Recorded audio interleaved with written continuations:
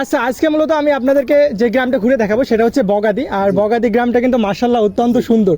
আসার পর থেকেই দেখলাম আর রাস্তাঘাটগুলো অনেক বেশি সুন্দর লাগছে, বিশেষ করে যেটা হচ্ছে আপনার মাঠের পরিবেশের একটা গ্রাম। এই যে আপনার এক সাইডে বাড়ি আর এক সাইড হচ্ছে মাঠ, যেটা অনেক বেশি ভালো লাগছে।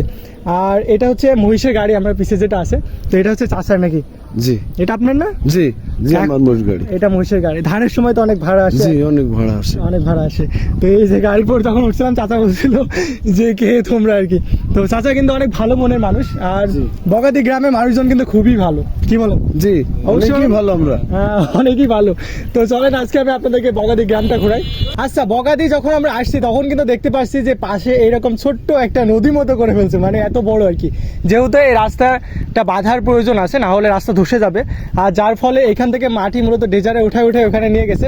আর এটা যে এত পরিমাণ সুন্দর লাগছে, এই বগাদি যে মাঠ, এটা দেখেন পিছে একটা সাগর আছে, অবশ্য আমার ভাড়টা নিতে পারবেন আর কি।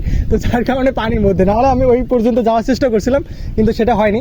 আর পিছে দেখেন অনেকগুলো হাঁস, পাতি হাঁস থেকে রাজহাঁস থেকে সব ধরনের হাঁসই আছে, আর অনেক বেশি ভালো লাগছে। এই জায়গাটা মাঠটা কিন্তু অনেক বেশি সুন্দর লাগছে, শুধুমাত্র এখানে খনন করার কারণে। জমি একটু অসুবিধা হয়েছে বা অবস্থা হয়েছে, কিন্তু অনেক বেশি সুন্দর লাগছে বগাদি। আমার পিছে যেটা দেখতে পাচ্ছেন এটা হচ্ছে বগাদি কেন্দ্রীয় জামে মসজিদ। আর মসজিদটা মাশাআল্লাহ এত পরিমাণ সুন্দর, মানে যত প্রশংসা করবে মসজিদের ততই কিন্তু কম হবে। কারণ এই যে পাশের যে আশেপাশে যে পরিবেশটা, মাঠের পরিবেশ, আর তারপরে আপনার ওইদিকে বাড়িঘরগুলো, আর তার মাঝখানে মসজিদ, এটা কিন্তু অত্যন্ত সুন্দর লাগছে। আর সবচেয়ে কষ্টের বিষয় হচ্ছে যে পরিমাণ রোদ পড়তেছে, এই পানি এত পরিমাণ গরম, ওরা যে একবার উঁচা করে দাঁড়ায় থাকে আর কি। তো মাশাআল্লাহ মসজিদটা ভিতরে এবং বাইরে আলহামদুলিল্লাহ অনেক সুন্দর, মানে আমার দেখা এখন পর্যন্ত সবচেয়ে সুন্দর মসজিদ হচ্ছে এটা। বগাদি আসার পরে একটা বিষয় কিন্তু খেয়াল করলাম, সেটা হচ্ছে মানে একটু পরেই কিন্তু আপনার চায়ের দোকান, মুদিখানার দোকান, যেটা অনেক বেশি ভালো লাগে। গ্রামে কিন্তু এগুলো খুবই কমন, মানে ছোট ছোট চায়ের দোকান, ছোট ছোট মুদিখানার দোকান, যেগুলো মানুষের নিত্যদিনের প্রয়োজন আর কি। আর চায়ের এখানে তো গ্রামের মানুষ সকলে আড্ডা দিয়ে থাকে, যারা কৃষক মাঠে কাজ করে বা বাইরে থেকেও যারা আসে, তারা সকলে কিন্তু মিলে মানে চায়ের আড্ডাতে চায়ের দোকানেই আসে। আপনার সন্ধ্যা 7টা থেকে রাত 10টা 11টা পর্যন্ত কিন্তু আড্ডা দেয় মানুষজন, এটা অনেক একটা ভালো লাগে।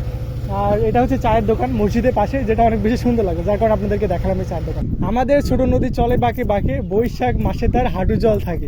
তো এই বগাদি গ্রামের সাথে কিন্তু এই শহরটার পুরোপুরি মিল আছে। দেখেন পাশে ধানের আবাদ প্রচুর পরিমাণে, আর সেখানে হাঁটু জল পর্যন্তই পানি আছে। আবার সামনে একটা মানে ছোটোখাটো বিশাল পুকুর আছে আর কি। তো এইখানে আপনার গোসল করতেছে, তারপরে গরুর গাট আছে এটা পরিষ্কার করতেছে। আর মাশাআল্লাহ অনেক বেশি সুন্দর।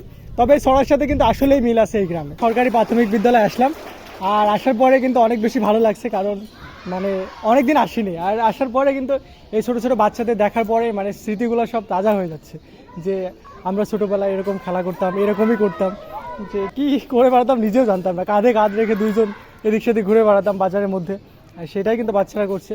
আবার ক্লাস নিচ্ছে, এখন হয়তো বা টিফিন টাইম। আর মাশাআল্লাহ অনেক বেশি সুন্দর বগাদি সরকারি প্রাথমিক বিদ্যালয়।